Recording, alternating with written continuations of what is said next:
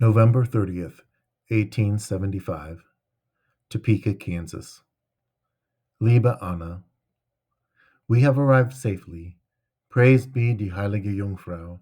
She has watched over us.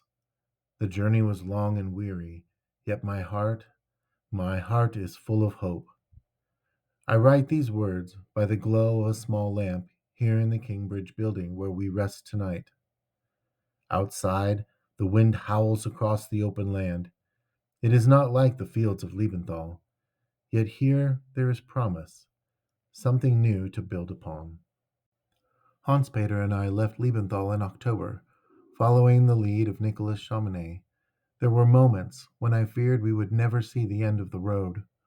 For 2 days we traveled, women and children in wagons, men on foot or horseback, until at last we reached Saratov. The journey to Germany felt like another world, strange, foreign, endless.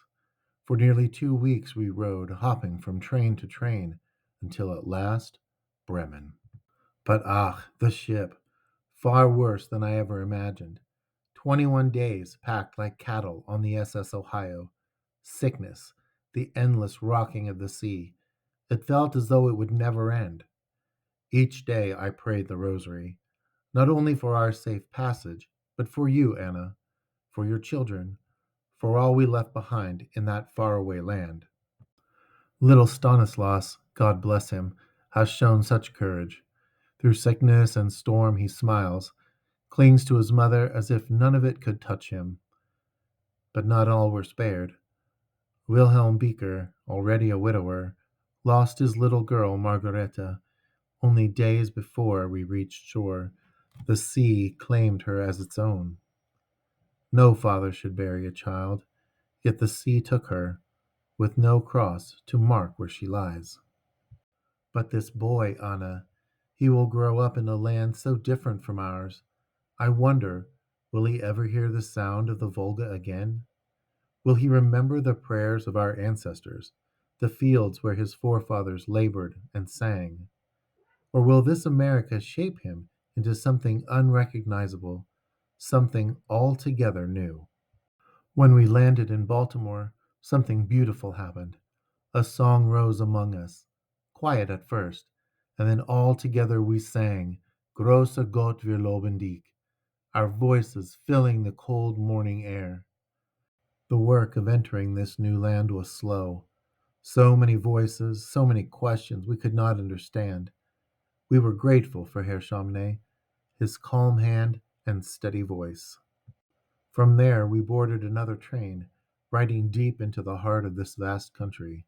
Herr Schmidt, the railroad agent, said our destination was Kansas, a land, he told us, much like our own. We will see in time if the land keeps its promises, yet I fear that by the time we know, it may be too late to turn back. When we reached Topeka, winter had already settled in, and we had no choice but to stay. The work here keeps us fed and warm, though my hands ache from lifting timber instead of turning soil. But Hans Peter, he is strong, Anna, as strong as my father before me. You would hardly know your little brother now. They say the younger men, Hans Peter among them, will stay through the winter, working to earn their way further west.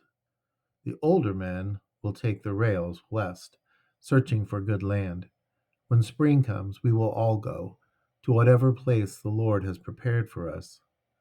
There is talk of good soil near a place they call Hayes City, where settlers from England and Scotland built their homes not long ago. Perhaps we will gather there, build our homes, our church, and begin again. It will not be Liebenthal, but it will be ours. I wonder, Anna, what will it be like to live among people so different from us, who do not share our language, our faith, our ways? Will they welcome us as neighbors, or will we always be strangers in their eyes? How are you, my dear Anna, and the others, my precious grandchildren? I think of you every day. Do you light a candle for me at Mass? I long to hear our voices joined in song once more. With God's blessing, Dein Vater, Joseph.